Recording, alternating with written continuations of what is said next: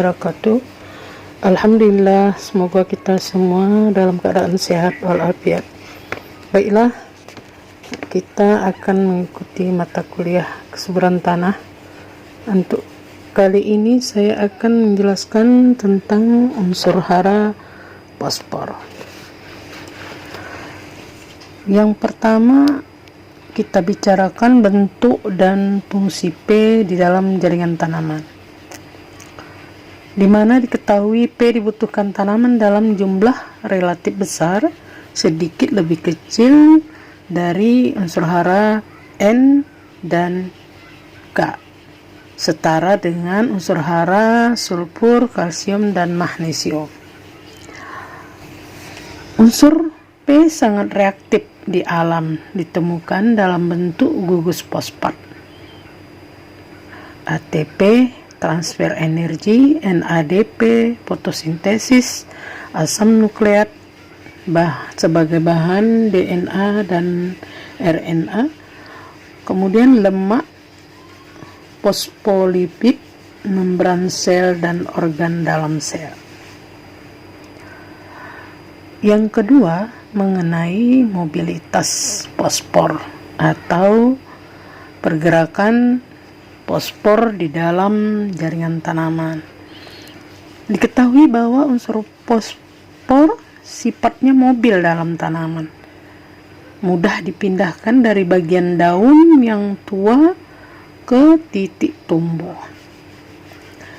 Gejala kekehatan atau defisiensi tanaman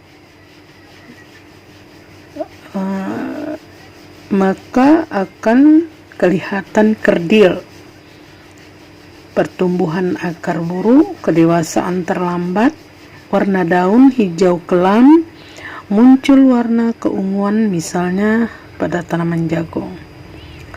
Kemudian jika fosfor berlebihan, meskipun tidak secara langsung meracuni tanaman, tapi dapat menyebabkan merangsang pertumbuhan organisme perairan, mempercepat eutrofikasi P tanah yang berlebih, meningkatkan pengangkutan fosfor dalam sedimen air limpasan. Yang ketiga, mengenai sumber fosfor. Melalui perombakan bahan organik, yaitu dapat menyumbangkan 20-80% dari total fosfor dalam tanah. Kemudian rabu, kompos, dan biosolid. Kemudian dari pelarutan mineral P, yaitu mineral primer dan sekunder. Mineral primer sangat lambat tersedia menjadi sumber jangka panjang. Kemudian melalui pengendapan sedimen erosi dan pemberian pupuk fosfor. Bagian berikutnya, bentuk P yang diserap tanaman. P diserap tanaman dalam bentuk ion anorganik ortofosfat, yaitu HPO4 2 negatif, kemudian H2PO4 negatif 1. Jumlahnya semua tergantung pH larutan. Pada pH 7,2 jumlahnya setara dengan HPO42 negatif, lebih banyak jika kondisi tanah alkalin. Artinya pH tanah lebih dari 7. Sedangkan bentuk H2PO4 negatif 1 lebih banyak jika kondisi tanah masam atau pH di bawah 7. Akar juga menyerap beberapa fosfat organik, asam nukleat, pitin. Kontribusi terhadap keseluruhan hara P masih kecil. Penyerapan bentuk H2PO4 negatif 1 oleh tanaman lebih cepat dibanding bentuk HPO4 2 negatif. Hal ini terkait dengan muatan valensi. Keseimbangan kation dan anion merupakan penyerapan fosfat meningkatkan penyerapan Ca, Mg, dan K. Keseimbangan muatan, pengangkutan, penyerapan fosfat dapat menghambat penyerapan nitrat dan sulfat. Penghambatan kompetisi. pH rhizosfer akar melepas HCO3 negatif atau H2OCO3. Itu mengenai bentuk P yang diserap oleh tanaman. Kemudian gerakan P menuju akar.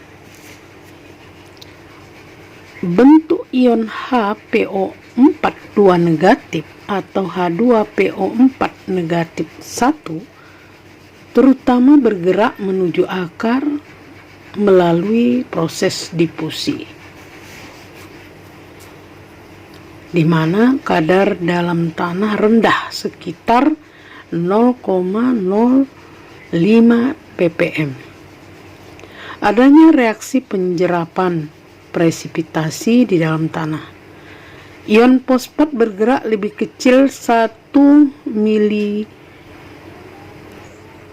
milimeter dalam satu musim tanam. Ukuran dan kerapatan sistem perakaran sangat penting dalam proses penyerapan P. Kemudian berikutnya transformasi P di dalam tanah. Unsur hara P di dalam tanah akan mengalami proses perubahan, yaitu proses mineralisasi, imobilisasi, penjerapan, pelepasan pada permukaan mineral, lempung, oksida besi dan aluminium, karbonat, pengendapan, pelarutan mineral sekunder, CaAl, Fe, fosfat, atau pelapukan mineral tanah primer, yaitu apatit. Mengenai mineralisasi, yaitu kandungan P dalam bahan organik tanah sekitar 1% P organik, melepaskan fosfat anorganik yang tersedia bagi tanaman. Jadi mineralisasi dari P organik berubah menjadi P anorganik. Itu yang disebut dengan mineralisasi. Enzim fosfatase yang dihasilkan oleh berbagai mikroba melepaskan ion ortofosfat. P organik dalam tanah hampir 50% berupa fosfat inositol, lemak fosfat, fosfolipid, dan asam nukleat sekitar 10%. Hampir 50% P organik belum dikenali dengan baik. Itulah mengenai mineralisasi. Kemudian mengenai imobilisasi, proses imobilisasi ini kebalikan dari mineralisasi. Kalau tadi mineralisasi P organik berubah menjadi P anorganik, maka imobilisasi P anorganik berubah menjadi P organik dengan melalui proses pengambilan P anorganik dari tanah, apakah dia dalam bentuk HPO4 2 negatif atau H2PO negatif 1, diubah menjadi P organik oleh mikroba. Ada keseimbangan antara proses mineralisasi dengan imobilisasi. Nisbah C banding P menentukan laju perombakan bahan organik seperti halnya nisbah C per N. Mineralisasi P juga ditentukan oleh nisbah C per N. Nisbah C per P tinggi mikroba menggunakan P tersedia dari larutan tanah. Ketersediaan bagi tanaman berkurang jika kadar P dalam larutan tanah rendah, maka pertumbuhan mikroba terhambat. Perombakan bahan organik juga lambat. Nisbah C per P bahan organik tanah sekitar 100:1.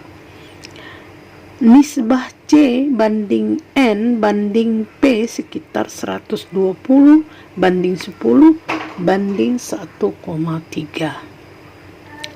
Jika C banding P lebih besar dari 300, P imobilisasi lebih besar dari P mineralisasi, menghasilkan 0 lebih kecil 0,2% P.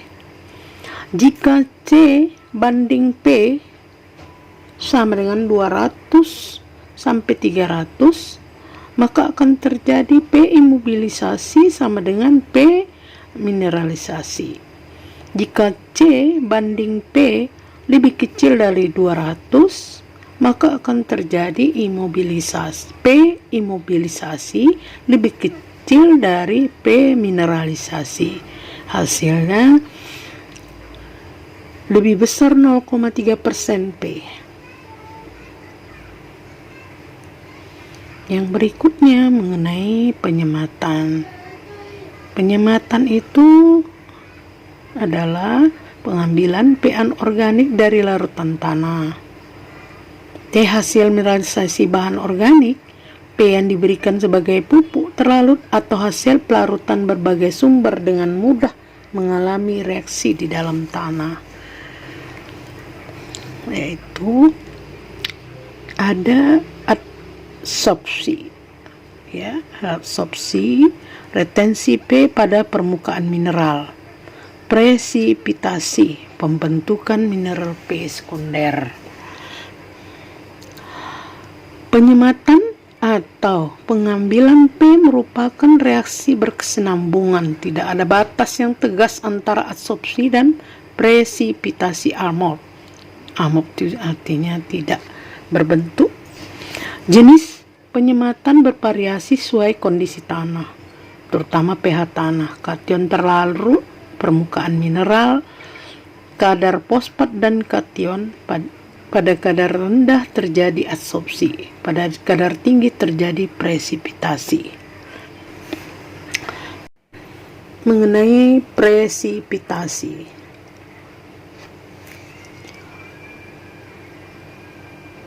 pada tanah asam, kation aluminium dan Fe menyebabkan presipitasi mineral aluminium fosfat dan Fe besi. Pada tanah mineral dan kapuran dirajai atau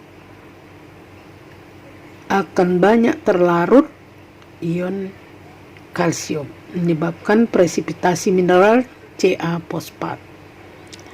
Sama keadaannya seperti di atas tadi, bahwasanya pada tanah masam fosfor akan diikat oleh aluminium dan besi sehingga tidak tersedia untuk tanaman. Dan pada pH tinggi atau tanah alkalin, maka ion kalsium akan memfiksasi atau mengikat atau meretensi unsur hara fosfor sehingga tidak tersedia bagi tanaman. Ketersediaan fosfor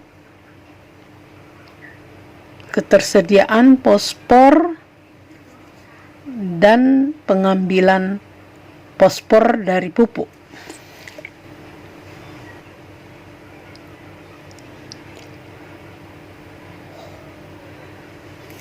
P labil secara cepat dapat mengisi P dalam larutan tanah. Merupakan P terjerap yang mudah terurai, termasuk P organik, yaitu dari fraksi bahan organik yang cepat terombak oleh mikroba tanah. P tidak labil, secara perlahan akan mengisi P larutan atau P labil meliputi P yang terjerap kuat, P organik dan P mineral. Jadi P yang terikat pada bahan organik itu lebih cepat tersedia ke larutan tanah daripada P yang terikat pada mineral. Kemudian mengenai manajemen P melalui pemupukan, tujuan utama untuk mengurangi pengambilan P pada tanah yang memiliki kapasitas jerapan tinggi. Frekuensi pemberian harus tinggi dengan dosis yang rendah. Pengaruh penempatan pupuk dapat dilakukan sebagai berikut. Pertama, disebar surface application, di mana mobilitas P dalam tanah terbatas. P akan bergerak ke akar dengan sangat lambat. Kemudian disebar dan dibenamkan. Broadcast and incorporate. P diberikan pada zon perakaran P terbuka penuh terhadap permukaan tanah. Potensi pengambilan P maksimal. Kemudian yang berikutnya, larikan band placement, mengurangi kontak tanah dengan pupuk. Penyematan lebih sedikit dibanding jika disebar dan dibenamkan. Akar akan menembus zona fosfor.